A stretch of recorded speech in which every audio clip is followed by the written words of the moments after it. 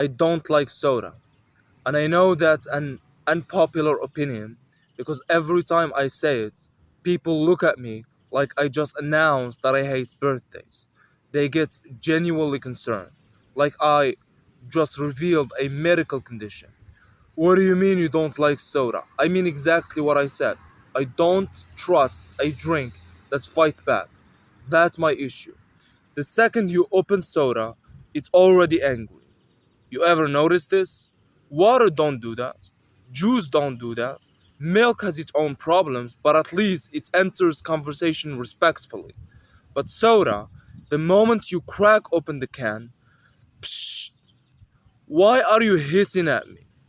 We are on the same team. I bought you. You work for me. Why are you acting like I interrupted a secret meeting? And don't tell me that's normal. Imagine opening a sandwich and the sandwich immediately started making snake noises. Nobody would eat it because people would evacuate the building. But soda does it, and everybody's like, oh yeah, refreshment. No, that's aggression, and the bubbles make absolutely no sense. Who was the first person to drink soda? Think about that. Some lunatic took a sip and felt tiny explosions happening inside his mouth and somehow decided, you know what, we should commercialize this. Brother, your drink is malfunctioning. Why are you smiling? Every soda commercial acts like carbonation is exciting. It's not exciting. It's confusing. I asked for a drink. I didn't ask for my tongue to enter a knife fight. And soda people are always pretending it's refreshing. No, it's not. Water is refreshing. A cool breeze is refreshing. Sitting down after standing for a while is refreshing. Soda feels like your mouth is being audited. There is too much going on. The flavor is yelling. The bubbles are yelling. The can is yelling. Everything about soda is loud. Everybody knows when you drink it. Everybody hears it. Everybody witnesses. You open a can in a silent room and suddenly you are the main character. And don't even get me started on how dramatic soda is. You open water, you drop water, alright. You clean it up, you move on. You shake a soda by accident, now you are defusing a bomb. Now everybody's nervous. Now you are holding it at arm's length. Now you are doing calculations. People treat a shaken soda like it's a hostage situation. Nobody touched it. Just leave it alone. Give it time. Why does a drink need a cool down period? What kind of emotional state is it in? And soda people always have theories. Every soda drinker secretly thinks they are a chemist. This one has better carbonation. This one has a smoother finish. This one has a more bites. More bites. Why is your drink biting people? That's not a feature. That's a warning label. And another thing. Why does soda always come in flavors that don't exist in natures? You ever notice that? Orange exists. Lemon exists. Grape exists. Fine. But then soda companies start inventing nonsense. Electric blast, cosmic thunder, extreme voltage, arctic chaos. Brother, those are not flavors. Those are rejected superhero names. What does cosmic thunder taste like? Nobody knows. Not even the company. Some executive just pointed at a lightning bolt and said, yeah, put that in a bottle. And somehow it worked. And soda is unbelievably confident for something that can be ruined by one mistake. You leave the cap off for 20 minutes and suddenly the drink retires. That's it. Game over. Now it's flat.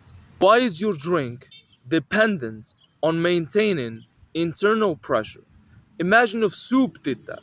Imagine if your soup stopped being soup because you left it alone for half an hour. Nobody would tolerate it. Soda requires constant supervision. It's the toddler of drinks. And don't tell me the bubbles are important. I've tried flat soda before. Know what it tastes like? Regrets. It tastes like somebody revoked the soul and left the paperwork. The fact that soda can die is already weird enough. Drinks shouldn't have life cycles. And the cans are suspicious too. Nobody talks about this. A soda can is basically a tiny metal vault protecting a liquid that desperately wants to escape. The entire relationship feels unstable. The drink is under pressure. The container is under pressure. The consumer is under pressure. Everybody involved is stressed. And soda somehow convinced the entire world this is normal. And there are the people who drink soda with every meal. Those people scare me. Breakfast, soda. Lunch, soda. Dinner, soda. A snack, soda. At this point, you are not drinking soda. You are in a committed relationship. You have built a life together. You are discussing future plans. And they always know exactly which brand they like.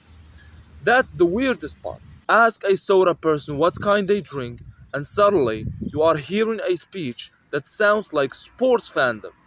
No, no, no, not that one, this one, the other one tastes terrible. Really?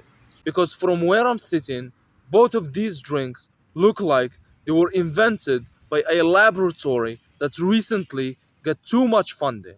And let's talk about the name. Why do soda brands always sound so confident? Nobody names a soda pretty good liquid. Nobody know Nobody names one reasonable drink. No, every soda sounds like it's about to conquer a continent. Everything is max, ultra, extreme, zero, mega, turbo. You're a drink. Relax. You don't need a military rank. And another thing, why does soda always make people burp like they just completed a side quest? Every single time, one sip, two sips, then suddenly, burp. Everybody, and everybody acts like it's part of the experience. Imagine if books did that. Imagine if every time you finished a chapter, the book made a loud noise. You'd throw it away. But soda somehow turned a bodily malfunction into a selling point. That's impressive. Honestly, I don't hate soda. I don't. I respect the hustle. I respect the confidence. I respect the fact that it somehow convinced billions of people that drinking flavored static electricity is a normal activity. But I don't trust it because every soda feels like it was designed by a committee whose only instruction was make a drink, but make sure it behaves like it's trying to escape. And somehow everybody agreed. Everybody looked at this loud, fizzy, overconfident liquid that explodes when shaken, dies when neglected, attacks your tongue, and hisses when opens, and said, yeah, that's the one.